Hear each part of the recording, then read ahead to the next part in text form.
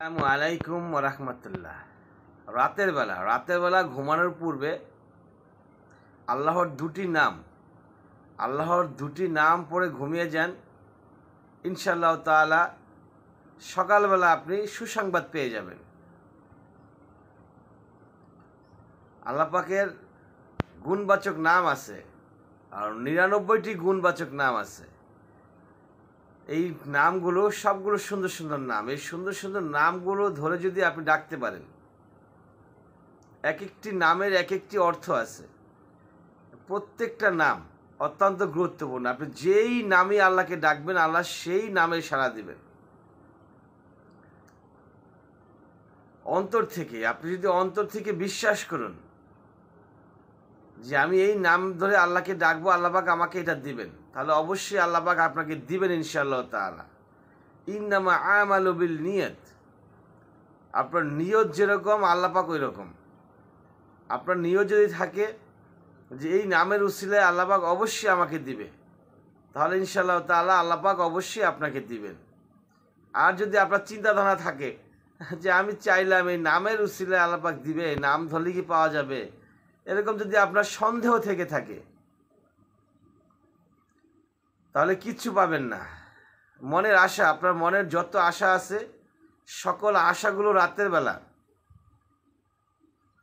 পরিকল্পনা চিন্তা করতে করতে ঘুমিয়ে যান যে আমার এইটা চাই, ওটা চাই, সেটা চাই, এই জিনিসগুলো আমার লাগবে, এই চিন্তা ভাবনা করতে করতে ঘুমিয়ে যাবেন। সকালবেলা ইনশাআল্লাহ তাআলা দেখবেন সুসংবাদ চলে আসছে। তা আল্লাহর এই নাম দুটি পড়ার আগে প্রথমে আপনাকে দুরূদ শরীফ পড়তে হবে। দুরূদ অবশ্যই পাঠ করতে হবে। যে কোনো ভালো ইবাদতের আগে, যে কোনো দোয়ার আগে অবশ্যই দুরূদ পাঠ করতে হবে। আপনি যেহেতু আল্লাহর কাছে চাইবেন, আল্লাহর দুটি নাম পড়বেন, তারটির নাম পড়ে আল্লাহর কাছে প্রার্থনা করবেন। রাত্রেবেলা চিন্তা করতে করতে ঘুমাবেন, মানে চিন্তা করা মানেই প্রার্থনা করা, ওইটা একই জিনিস। সেজন্য আগেই প্রথমেই আপনাকে দুরূদ পাঠ করতে হবে। দুরূদ কোনটা? সাল্লাল্লাহু আলাইহি ওয়াসাল্লাম। এটা হচ্ছে সবচেয়ে ছোট দুরূদ। তবে চেষ্টা করতে হবে নামাজের ভিতরে যে দুরূদটা পড়া হয়, দুরূদ ইব্রাহিম যেটাকে বলা হয়, সেটা হচ্ছে সবচেয়ে স্ট্রং, পাওয়ারফুল, গুরুত্বপূর্ণ দুরূদ। আল্লাহুম্মা সাল্লি আলা মুহাম্মদ ওয়া আলা আলি মুহাম্মদ কামা সাল্লাইতা আলা ইব্রাহিম ওয়া আলা আলি ইব্রাহিম ইন্নাকা হামিদুম মাজিদ। তারপরে পড়বেন আল্লাহর দুটি নাম, যেটা সূরা ইখলাস। সূরা ইখলাসের ভিতরে আছে। সূরা ইখলাস কোনটা? কুল হু আল্লাহ। বিসমিল্লাহ অবশ্যই পড়তে হবে।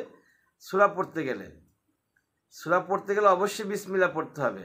বিসমিল্লাহির রহমানির রহিম। কুল হু আল্লাহু আহাদ আল্লাহুস সামাদ লাম ইয়ালিদ ওয়া লাম ইউলাদ ওয়া লাম ইয়াকুল লাহু কুফুয়ান আহাদ। আল্লাহর নাম দুটো কোথায়? কুল হু আল্লাহু আহাদ আল্লাহুস সামাদ। এখানে আল্লাহ একটি নাম, সামাদ একটি নাম। আল্লাহ এবং সামাদ একসঙ্গে পড়লে আল্লাহুস সামাদ। আমরা একসঙ্গে পড়বো ইনশাআল্লাহ তাআলা। আল্লাহুস সামাদ, আল্লাহুস সামাদ, আল্লাহুস সামাদ। এভাবে আমরা অনেকবার পড়বো। আমরা অনেকবার পড়ার চেষ্টা করবো, বেশি থেকে বেশি পরিমাণ পড়ার চেষ্টা করবো ইনশাআল্লাহ তাআলা। এবং পড়া শেষ হয়ে গেলে, এটার আগে দুরূদ এবং পড়া শেষ হয়ে গেলে আবার দুরূদ পাঠ করে নেব। সাল্লাল্লাহু আলাইহি সাল্লাম অথবা আল্লাহুম্মা সাল্লি আলা মুহাম্মদ, দুরূদ পাঠ করে নেব। আর তার আগে আরেকটা কাজ করতে হবে, সেটা হচ্ছে নামাজ। ঈশার নামাজ তো অবশ্যই পড়তে হবে। শুধু ঈশার নামাজ নয়, 5 ওয়াক্ত নামাজ আদায় করতে হবে। নামাজ আদায় না করলে আল্লাহর সাথে সম্পর্ক ভালো হয় না, আল্লাহর সাথে সম্পর্ক কমে যায়।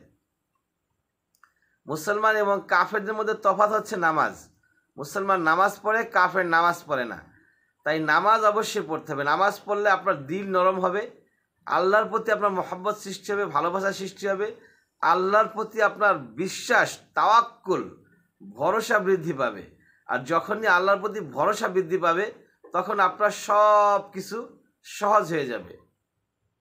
ওয়া আখির দাওয়ানা আলহামদুলিল্লাহি রাব্বিল আলামিন।